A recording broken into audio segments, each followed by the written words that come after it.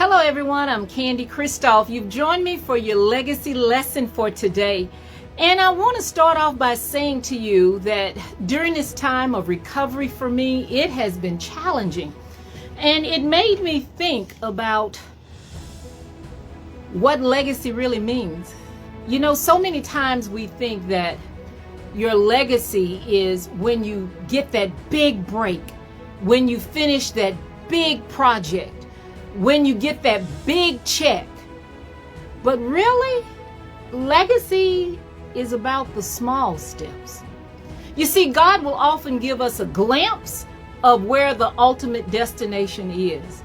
But from where the destination is to where you are, there may be a lot of gap there. What you do during the gap is what makes the difference. Are you staying consistent? Are you keeping it moving forward? Because the truth of the matter is that it's not in the big things, the big events. We are built, we are transformed in the gap. Brother Terry preached a sermon one time he called Living the Dash. He preached another sermon called Dead Man Walking. And Living the Dash, he said, there is a birth date and there is a death date. And what we're doing is we're living the dash. And likewise, I want to say to you, while you are building, growing, transforming, make sure you keep it moving. Because if you're not keeping it moving and you're being stagnated, you're not transforming. The truth of the matter is that we are comfortable when we're comfortable. And when we're comfortable, there's no need to push. There's no need to stretch or grow. If you're not feeling stretched, if you're not feeling pushed, then maybe what you're doing is a hobby instead of living your calling. Think about that. Legacy.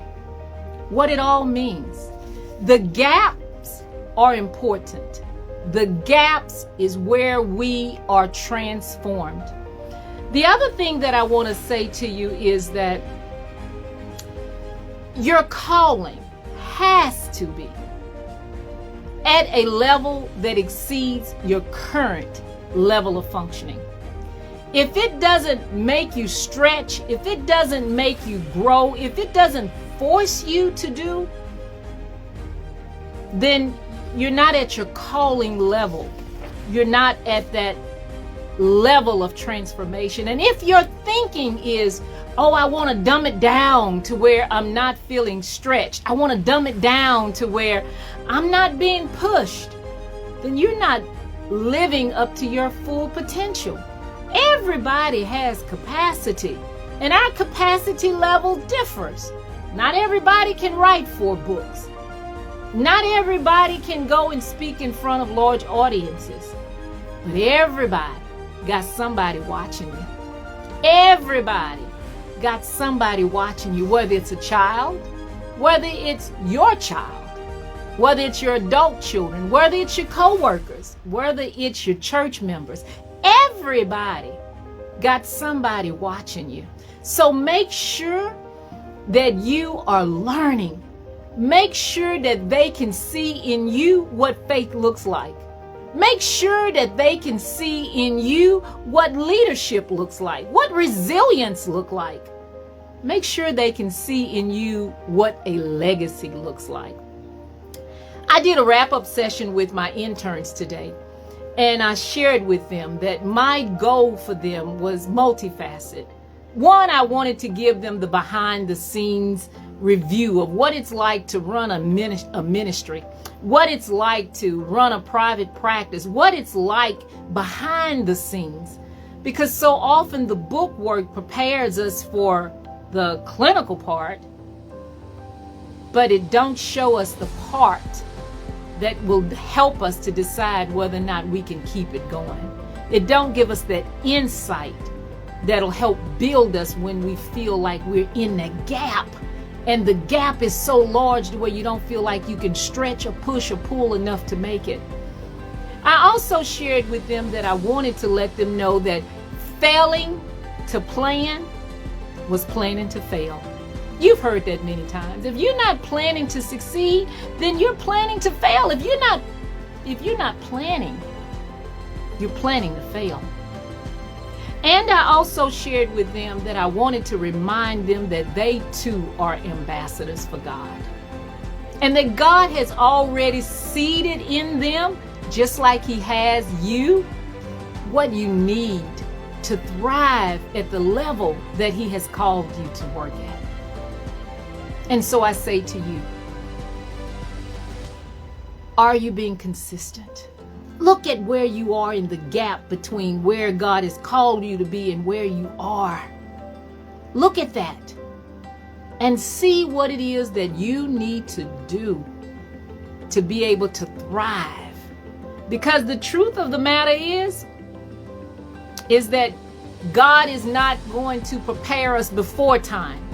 He's going to prepare us during the journey. He's not going to give us that team that we ultimately want and feel that we need. He's going to help us to cultivate that team on the journey.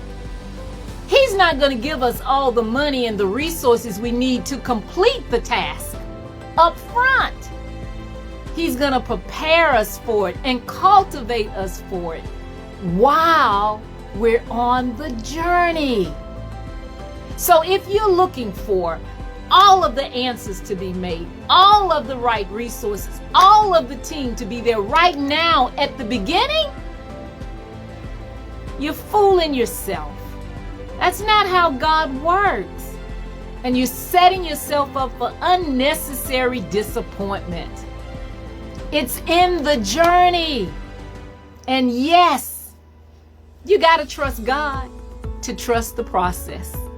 One of my interns said to me today, she said, Miss Candy, some of the projects you've had me to do, I just didn't know why it made sense. I didn't see the point of it.